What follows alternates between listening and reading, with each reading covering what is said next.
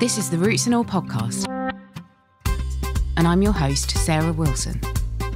Join me as I talk about all aspects of gardening with some of the top horticulturists from around the world. Hello and welcome to this week's episode, where my guest is Tim Richardson, who, amongst many other things, is a garden writer, historian, and founder of the Chelsea Fringe. The Fringe is an annual event which is a collection of all things horticultural, the quirkier the better, and it runs concurrent to the RHS Chelsea Flower Show each May. Events are held around the world and are an opportunity to celebrate horticulture in an alternative way. I began by asking Tim to explain the Chelsea Fringe in his own words.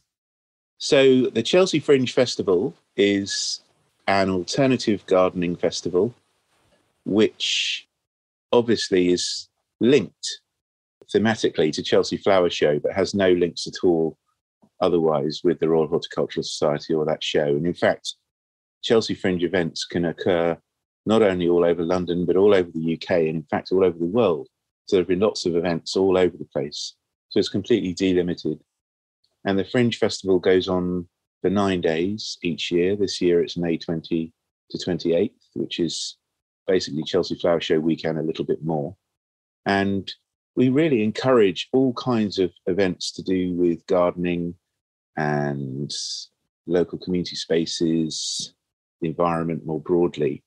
And they can take the form of events in gardens. They can be exhibitions, they can be performances, they can be walks, talks, demonstrations, workshops. I mean, demonstrations as in like a demo you go on, as well as a demonstration as to how to do something, I suppose. And we are an open access festival like the original Edinburgh Fringe, which it's modelled upon. And that means that anyone, as long as it's on topic, can come and do the Fringe. And we don't commission or curate anything. So it's got this incredibly free atmosphere where you can really express yourself and follow up those slightly crazy ideas which you've had maybe brewing away for a few years. And we really just never turn anything away. I mean, sometimes we have discussions with people about the event, and normally that's only if it isn't quite quirky enough, because we like the events to be interesting and quirky. You can't just sort of open up your garden for an open day as you would on a normal sort of open day.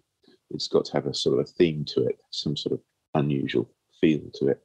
Yeah, and it's all about the people, really, in the end. It's about the gardeners, not really about the gardens. And we're very low cost. We're a completely independent and unfunded and volunteer-run festival. So we don't have any ties with anyone at all. And we don't give out money for the events. People would have to fund them themselves. But over the years, we've discovered that a lot of the best events are very cheaply done or free. Because it's all about the imagination and making connections between people. So in the early years, we had quite a lot of installations and things in the streets. And we still welcome those when they come along. But of course, they need funding and it's a little bit more complicated. And we discovered that in the end, having events which are very live and activated, like a sort of party or a gathering or a talk, where lots of people are gathered, is often the very best sort of event. Sorry, Sarah, that's a rather long answer to your question as to what it is. No, not at all. That was very comprehensive. You've answered a lot of questions that I had further on. But to go back to the kind of on-topic thing, the topic is horticulture. And like you said, you work with people to make it as quirky as possible. Is there anything that is not allowed, or what is the topic as you see it? Well, yeah, the topic is horticulture, but it's actually anything to do with plants and gardens and landscape, the outdoor world. So, for example, the Quakers in Henley for the last few years have been doing walks in gardens, silent walks. So that's not strictly about gardening, is it? It's about being in nature, I suppose. And yeah, we've had things like gong baths in nature and woodlands and so on. And so it's not just on horticulture. And yeah, that's what we mean by on topic. It's not that difficult, actually. We don't ever have agonizing decisions thinking, oh, is this on topic or not? I can't remember ever having had one, really. It's always pretty obvious what is and isn't on topic. It's just a remarkably wide area, because that word garden, which we all have to use, as we know, is this incredibly sort of capacious concept. We don't have very many synonyms for it. Landscape doesn't quite do the trick, but it's all of that outdoor world, outdoor realm, It includes things like guerrilla gardening as well, community garden spaces and so on. So yeah, they can be events which are inside gardens, things like making paper from different plant materials. Or a few years ago, the Natural History Museum had a nettle day celebrating nettles, like everything they're used for, from clothes to food to dyes and so on. It's very wide ranging, and we're constantly surprised every year because these ideas come from all over the place, very left field often, and we could never have thought them up ourselves. And that's why we're very keen to keep it as this open access thing where people are coming to us with the ideas rather than us dictating what ought to be in it. So thinking about the events themselves, is it something that has to be able to be attended in person, or could it be an online thing or even an audio thing, thinking as a podcaster? Does it matter if it's not something actually physical? No, it would be great to have a podcast, the Chelsea Fringe special podcast. We'd love you to do that if you fancy it. Again, that will leave you to come up with the idea and then we can sort of talk it through a little bit. We wouldn't dream of sort of trying to impose an idea. But yeah, no, we do. Every year we have online events. And as you can imagine, in recent years, we didn't stop the Fringe during the pandemic. It carried on and we had online events for 2 years running mainly. And so you can do some really beautiful things online, actually. That's a lot less now because I think along with the rest of the culture, we slightly had enough of online, haven't we? So I think people are itching to get out again. But that isn't to say that online events aren't welcome. And definitely like an audio event. Yeah. I mean, I went on something called a sound walk a couple of years ago in the Fringe, which is amazing, which was a sort of silent walk through the city, through Brixton, actually, through all the garden spaces in Brixton. And we were just listening to all the sounds in the area in the early evening. It's amazingly noisy and interesting when you walk around for 1 hour just listening and not speaking to anyone. There's a large group of people, about 50 people, and none of us were allowed to say a word. There were very strange looks from the local residents of this huge group of strange people, apparently in a kind of cult, walking around, not saying anything. But and then at the end, we wrote these sort of poems and things about it. And just sort of talked about the experience. But yeah, so it can be any format you like, actually. Interesting. So, as you say, it could be anywhere in the world that this can take place. And you likened it to the Edinburgh Fringe, which obviously is kind of in one place. How do people get to know about the events? Is there maybe an online directory? I'm thinking as well how the events are publicised. Is that something you do or the people who enter would do themselves? Well, it's a mix, really. We do some publicity, and one of the people who we employ on a very much a part-time, semi-voluntary basis is our press and communications person. So because we do charge a small entrance fee to the Fringe each year, we have a bit of income from that. And so we can use that for things like technical support on the website. But everything basically is on the website, chelseafringe.com. And that's where people can see past events and so on. And yeah, people get to know about the Fringe in all sorts of weird and wonderful ways. We've had a lot of events in Japan in recent years. I mean, back in around 2014-15, Vienna did the Fringe and had more than 100 events. It was sort of vying with London as the biggest venue for the Fringe for a while. But then people move on because it's all voluntary. Sometimes people move, in that case, people literally move cities and moved, jobs and what their priorities were. So then it suddenly all disappears in one place, but then it'll pop up in another one. So this year we've got Seattle coming back again. They did it last year. And we've got Turin joining us this year and a couple of other places who haven't been involved in the Fringe. So another thing that we do, or rather we don't do, is we don't kind of hector and badger people to keep doing it each year. Partly because that's just not what we want to do. We're not commercial, so we're not continually fixated on expansion, which is what commercial entities have to do. We just kind of roll with it as the Fringe ebbs and flows. We never have any idea how many events are going to be in it from one year to the next. I don't know how many we're going to have this year, this May. And in the first year, I didn't know. And it's always the same. So, we've ebbed and flowed with a number of events. But yeah, basically the website is the place people know. And then word of mouth is quite important. I think often when people have done it, they've known somebody involved in it or met someone. But that's not always the case. And we have meetings. Actually, we'll have a meeting later this month for people who are interested in the Fringe. So anyone interested can keep an eye on our website for when that date is confirmed. And then we have another meeting just before the Fringe.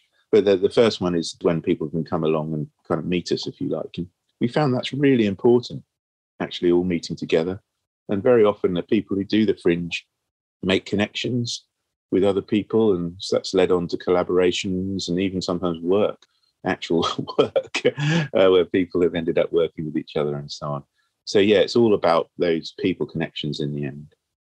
I think you've had some really interesting stuff, as you mentioned, and I just wondered maybe if you could pick out a few of the different events that have really been a success or that you've particularly enjoyed over the years. There's so many. I think we must have had about 2,000 events now in the Fringe, and every year I go to as many as I possibly can. For the first years of the Fringe, it actually went on for 3 weeks. And that was basically because of the Edinburgh Fringe. And I didn't really have the imagination to think of a Fringe festival being anything other than 3 weeks. So it was 3 weeks long, which is amazingly long, actually, all these events in it. But no, I mean, just randomly thinking in my head, the things that I've really enjoyed. I remember one year in the community garden in South London, there was a special cinema was created in a tree house. And we went in for a film showing, and there were old documentaries from the British Film Institute about adventure playgrounds, the early days of adventure playgrounds in the 60s. And there were only space, I think, for 7 people in the cinema, in the treehouse. We went up the ladder and got in it. But still crouched in there was this guy from the BFI giving us a kind of little mini lecture about adventure playgrounds beforehand. And then we had ice cream at the interval they had. So it was just a really beautiful small scale event. And again, because it's not commercial, it wasn't focused on numbers. Obviously, it couldn't be. So that was a really nice one. And then really fun things I've done. I became a qualified dry stone waller one year. And that was a whole morning's training on dry stone walling, which is a little tangential maybe to gardens, but it sort of is. If you live in the country, you might have a dry stone wall in your garden. It sort of counts. But yeah, I really enjoyed that. And a couple of years ago, beautiful workshop on ice cream making, which I was totally, I mean, like everyone, I love ice cream. And I was so enthralled by it. I immediately went out and bought online all of the equipment needed to make my own ice cream. Equipment which remains unused, I must say. I was excited by it and enjoyed it at the time. So, I could wang on forever about these events, but, there are lots and lots of different ones. And ones in people's own back gardens are sometimes really lovely because they're so intimate and personal. And I've made loads of friends, you see, from doing the Fringe. I never realised that, when it started, I didn't really anticipate the main thing I'd get out of it really would be all these connections with people over the years. Hundreds and hundreds of people, either volunteers or coming to work with us at the Fringe. We always need volunteers, by the way. We have quite a small group of us now. In the early days of the Fringe, we had our meetings in City Hall, actually, where it's moved now, but when it was by London Bridge, and we were loaned a room there. And we'd have about 50 people coming to them quite often, which was almost too many volunteers. And we had these squads, these groups of people covering north, south, east, west London. And they were looking after the different Fringe events. But we've got our systems working now so that we really need a core group of about 10 of us or a dozen of us, which needs to sort of swell a little bit during the time the Fringe is on and in the run up to it, kind of liaising with the events as they come in and so on. We're a bit low this year, actually. We need at least 1 or 2 other people to help us get going with it. So if anyone's interested, info@chelseafringe.com. Drop us a line and join us. It's not very onerous. Most people just do, well, I think it amounts to a couple of 2-hour stints a week for most people. So, and often less than that, because we're really monitoring the website. But we also then have our meetings, which are, our meetings always try to run them very kind of collegiately so that we make all decisions collectively. And I don't decide on what the answer is going to be before the meeting. We genuinely debate things during the meeting and, what we're going to spend our funds on and things like that. And any little policy decisions that we have to make, if that's not too grandiose way of putting it. On that point, Can people who take part in the events actually fundraise for, say they're a community garden or they're a charity, can they fundraise during those events? Is that allowed? Yeah, it is. Yeah, that's absolutely fine. I mean, everyone has to pay, as I say, a small entry fee. And yeah, beyond that, they're pretty free. We just ask that the event is, properly advertised as part of the Chelsea Fringe, and on their posters and things, it's pretty clear that it's part of the festival and so on. And pretty much everyone does that anyway. So again, we don't like to sort of dictate what people are going to do. I mean, things like community gardens and so on find it very helpful, I know, because quite often community gardens are in places that they can actually feel not that welcoming to outsiders, oddly. It's certainly not what the community gardeners who are working there want at all. They love people coming in, but actually sometimes people feel awkward about going in, like it's not their territory. And especially in parts of big cities where you have social housing next door to like private housing, say, and there's these sort of senses of territory occur. I mean, as I say, often not really what people want at all. And what we found is that a community garden, if there's a formal invitation to people from a kind of an external thing like the Chelsea Fringe, and it's in the paper, we often get quite good publicity and things, then it gives people permission, if you like, on that day to go in. And it also confers a sort of sense of anonymity, like you can go in and go out again. If you don't want to talk to anyone, you don't have to, you can just have a kind of nose around or just sort of see what's up. So, it's kind of quite a useful, neutral space. So, part of the point of the festival is to celebrate a lot of activities which are going on year round, which is why we say you have to make it a little bit quirky and special. So if it's a community garden, they will have to do an open day, as it were, but which has a sort of theme to it. So I remember going to one community garden and they couldn't think of a theme. But in our meeting, I went to see them in person. There was all this noise from a room next door. And I go, what's that noise? What's all that shouting? And they said, oh, sorry about that. It's our local Brazilian community. We've got a lot of Brazilian people living around here. And they come here and they meet once a week and they're always shouting and eating all this food they make up together. And I said, well, why don't you do a Brazilian day? And that's in the end what they did. And they got all the Brazilian people and made Brazilian food and had a whole theme day on that. So often it's under people's noses, what they can do. And again, that celebrated that particular section of their local community and the people involved in the garden. And I know for a fact that people there, this was at the Calthorpe Community Garden near King's Cross. I know for a fact, because I met some of the people in the flats and things around there who'd never been in the garden because they didn't feel it was sort of theirs in a way, had actually been in on that day and then subsequently because they'd broken the kind of taboo for them of going in. It's interesting because it is such a community-spirited idea. And I think I'm right in saying that you have a background in comedy as well. So I can see why you've drawn on the idea of the Fringe. That's the format. Where did the actual idea come from originally to tie it into the Chelsea Flower Show?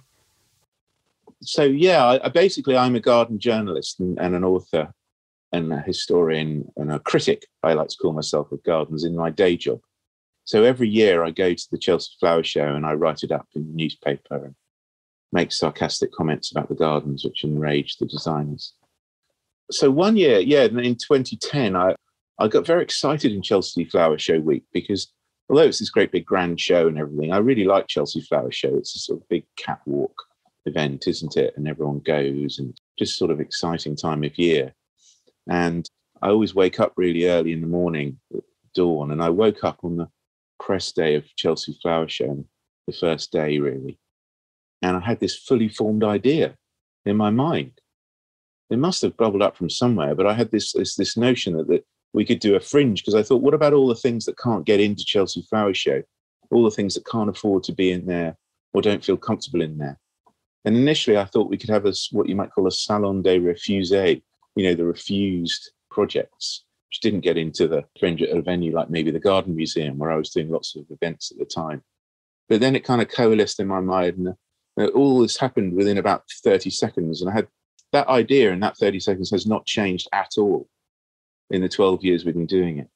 And it's just to have a completely delimited, free, open access festival on everything to do with gardens and gardening. And I think the Fringe thing, I did do comedy, and then I did acting as well, but very briefly after university. I kind of stopped after a bit, less than a year, really. I mean, I did comedy and Radio 4 show and stuff, but I just decided it wasn't for me. But then later on, I became a theatre critic for 23 years, actually. It was one of the things I did. So I went up nearly every year to Edinburgh to review as well. So I performed there as a comedian and actor, and then I went to review there for all these years. So I was very, very aware of the Fringe model. In fact, I was so aware of it, didn't have the imagination, as I say, to kind of think outside it. I just literally copied the Edinburgh Fringe idea. Although, as you said earlier, of course, that's all in Edinburgh, isn't it? And my one was a bit different, and it could be anywhere. But so that was that. And then I had this idea, and I sort of kept it to myself a bit for a year. I worked with an artist gardener called Tony Hayward, and we originally had this extraordinary plan and idea to hang upside down gardens along the length of Regent Street on the wires on which they put the Christmas lights. I mean, it sounds like a total loony dream, but it was. But we actually had serious meetings with the Regent Street people and the only thing that stopped it was to do with the installation process, which would mean that Regent Street would have to be closed, and they weren't willing to do that at any other time except for Christmas. So that didn't happen. And then it kind of carried on. And then my hand was forced after a while when the idea of the Fringe came out. And I think I sort of wrote to the RHS about it. And but when I first had the idea and sort of didn't hear anything, and I could sort of feel a little bit of heat. The RHS were wanting maybe to run their own Fringe festival at one point. So at that point, I just decided to sort of launch it anyway.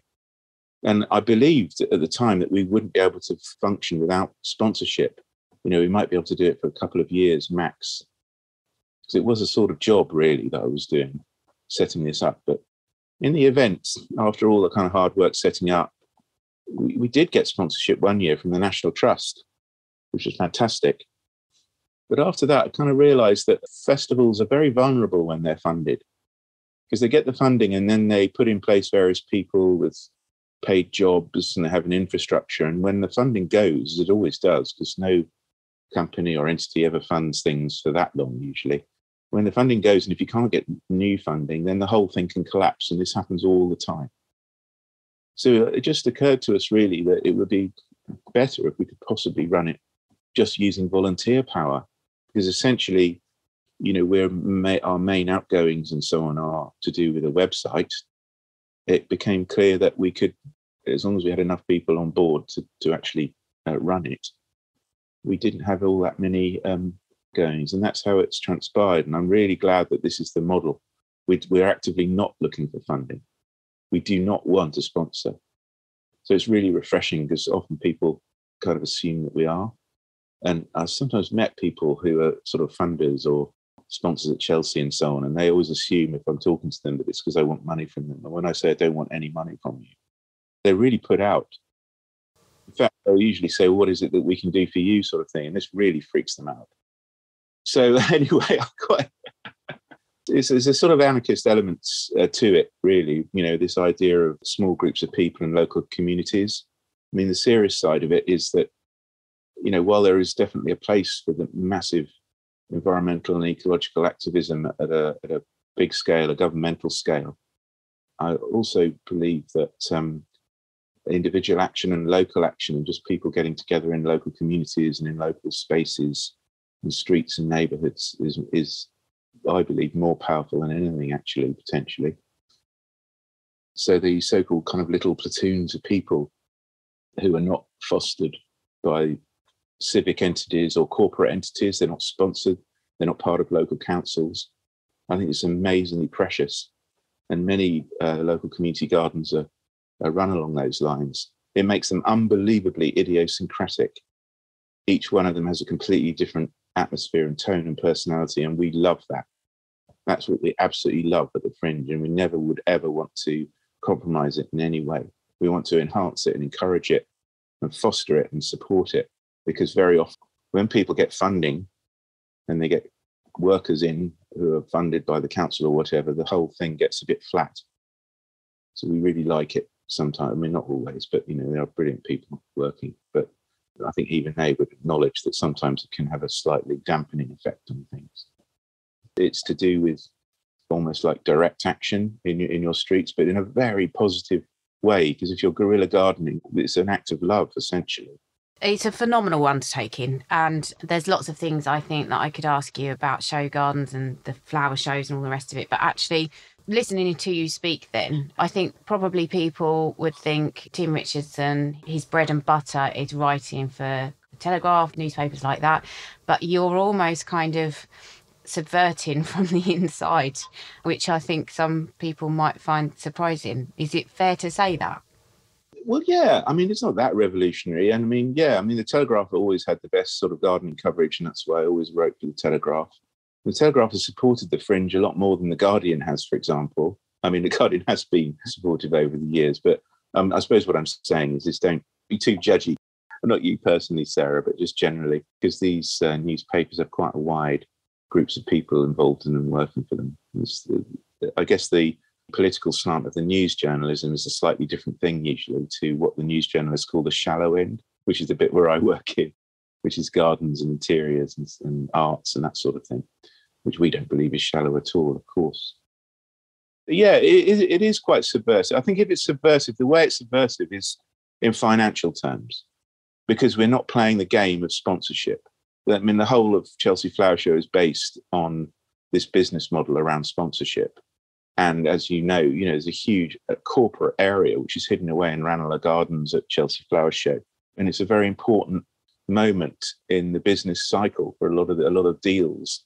They don't actually get done at Chelsea, but they get talked about. And all the business people and their wives or their husbands are there as well. So it's got this sort of semi-social feel. So it has a completely different vibe to it. Having said all this, I sound quite critical of it. I do also really like Chelsea Flower Show because of its sort of kind of excess as well, and it's sort of really over the top, isn't it? And I like to have an occasion which is not down to earth.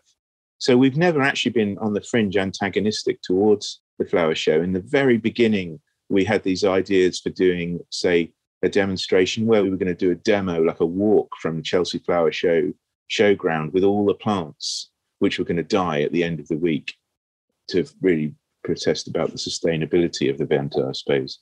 But we kind of rapidly realized that just felt a little bit childish for us to do that.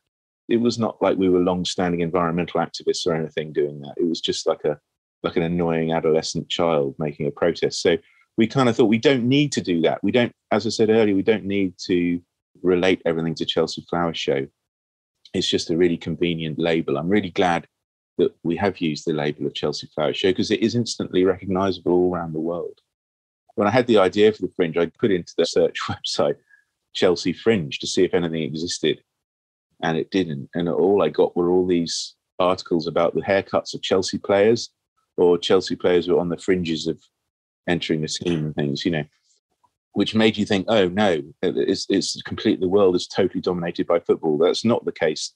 All these places in foreign countries, and a lot of they want to do the Fringe because of the name Chelsea. And fun enough, sometimes it's almost like a prestige thing. At the Fringe, we don't want any prestige. We don't have any. But I think the word Chelsea confers this sort of idea of prestige, not so much in Britain, but in other countries sometimes. So they're kind of really amused by it, that they can be part of this sort of royal event, sort of, but through the Fringe element of it. I don't know, there's so many contradictions there, but I love the idea of the Fringe, and I think you're doing a phenomenal thing. It must be such a lot of work to do for little financial compensation. So I think it's fantastic, and well done. Thank you for it. Thanks. I didn't mean to harp on about that side of it at all. It isn't all that much work anymore, as I say, because we've got our systems down. We've got a really great new website which works well. And a lot of the time we spent before was doing things like trying to fiddle around with the website so our registration online works and things like that. That was and then the time-consuming period was in the first years. But for me, that was when I was kind of full of, well, I hope I'm still got some energy, but I was really full of energy about it and really driven, The trajectory of it has been okay. And it's actually not that onerous anymore, Sarah. I don't feel it is. I don't spend ages and ages doing it, as I say, because over the 12 years we've been doing it, we've been able to streamline things and get it all working quite smoothly for everyone involved, including the participants. So, it does take a certain amount of work from me and the volunteer team, but we're not kind of slaving away in dungeons unpaid and feeling bitter about it at all. How can people find out more? Well, the only way really, and the best way, is through the website, which is www.chelseafringe.com, and then the email is info@chelseafringe.com. So yeah, that's where to find all the information. Thanks to Tim for taking the time to tell us about the Fringe. I speak to a lot of people who love the flower shows, but also a lot of people who are uneasy about the environmental impact of and the elitism that surrounds events such as these. If you want to celebrate horticulture in a different way, why not create your own alternative event?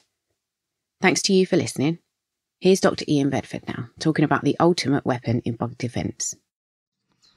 Think of a bug that can always be found infesting plants in our garden each year, and it'll almost certainly be the aphid, the sap-sucking insects that we commonly refer to as greenfly or blackfly, and historically regarded as troublesome pests by gardeners and growers. But nowadays, aphids are more likely to be tolerated as we recognise their importance within ecosystems, which will certainly have been the case when aphids first appeared over 200 million years ago and became the food of so many other evolving species. But for aphids to have survived the expansive onslaught of predation through to the present day, they have had to evolve ways and means to mitigate it.